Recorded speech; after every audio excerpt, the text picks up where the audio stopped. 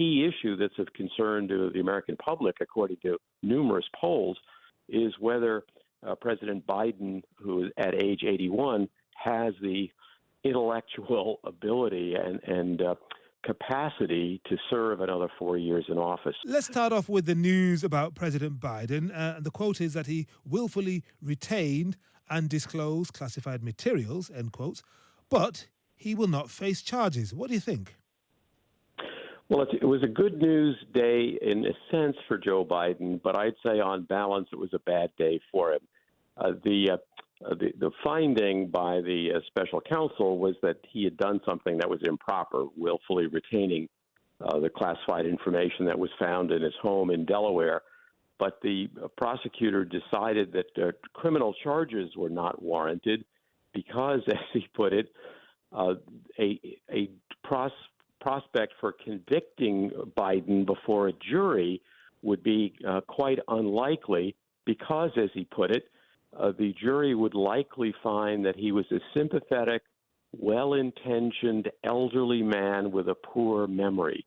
Wow. Now, that's a fine explanation for not charging somebody with a crime, but it's devastating for somebody who's running for re-election as president when the key issue that's of concern to the American public, according to numerous polls, is whether President Biden, who is at age 81, has the intellectual ability and capacity to serve another 4 years in office. So while there'll be no criminal charges for his conduct, the principal reason given for not making the case a federal criminal case was one that's politically damning. So it was a serious case, but because he's so elderly and frail and would come across as sympathetic, well-meaning and with a poor memory, it's not worth going ahead. Now, you think that is devastating, Philip.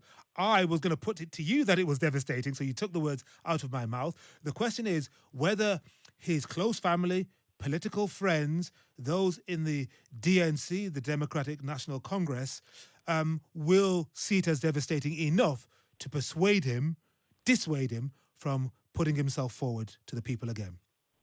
Well, I think this is a drip, drip, drip situation, and sooner or later, the beaker of drips of concern to Biden's inner circle has to rise to the level of overflowing. This report comes on the heels of another pair of published reports that Biden quite recently had a few more mental slips in which he was purportedly describing recent conversations with Helmut Kohl of Germany and François Mitterrand of France, both of whom have been dead for many years.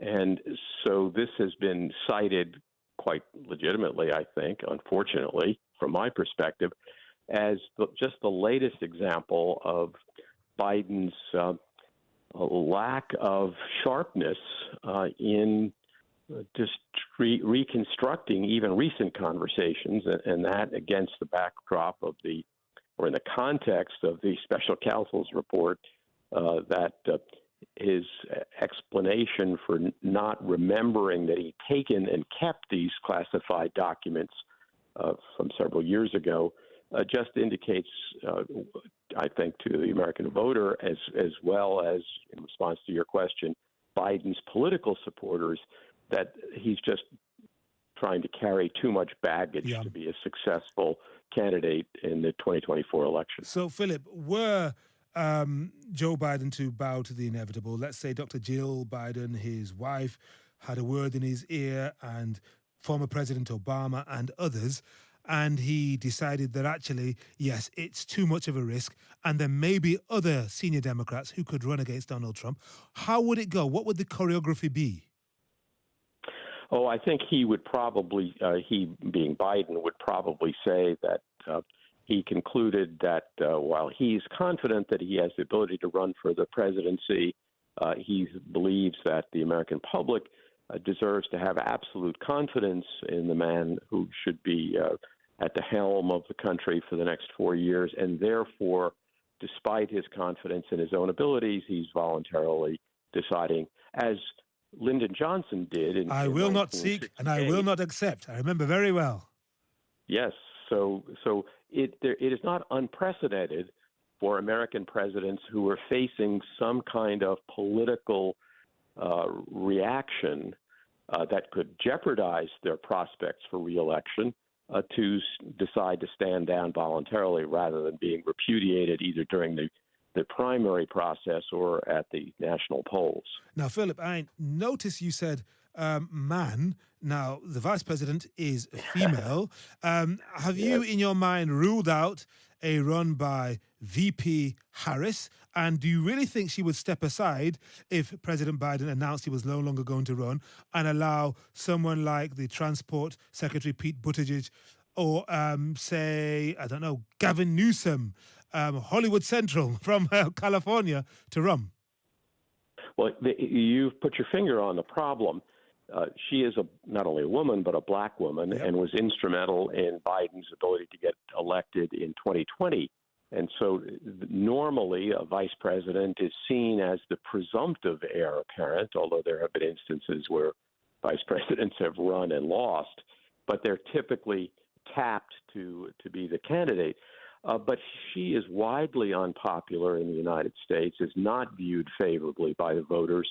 And so I think Biden's decision to step aside on this hypothetical would not really solve the Democrats' problem for 2024 because she is not likely to be an effective antidote to Donald Trump. So what I think the Democratic leadership, including Biden, would have to do is to say to her that we as a team need to step aside and allow either an open primary where Buttigieg or the various governors. There's a Michigan governor who is very widely respected, Governor Newsom of California.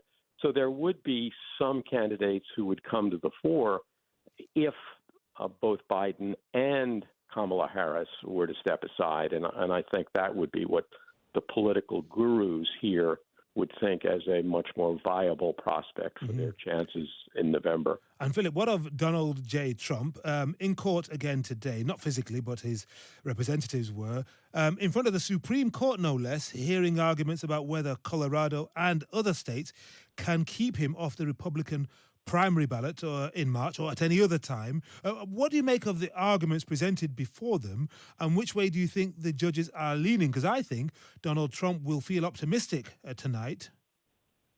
I think he has every reason to feel optimistic tonight, which is another reason why today was a good day for Donald Trump and a bad day for Joe Biden, as we were just discussing. There are so many problems, mainly political, a few legal, with the prospect of allowing states such as Colorado to keep Trump off the ballot.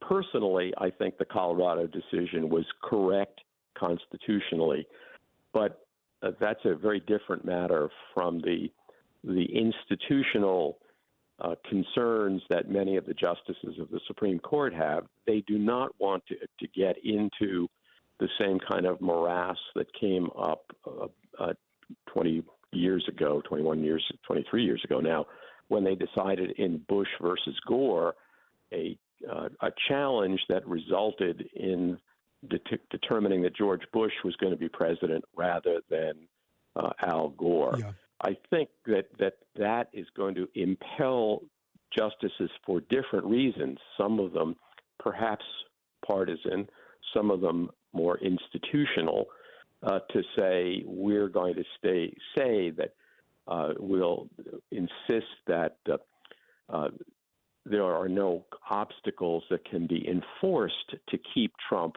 from being on the ballots, and it will be up to the American voter to decide whether his role on January 6th in connection with the uprising or insurrection, however you characterize it, is enough to keep him from being elected president.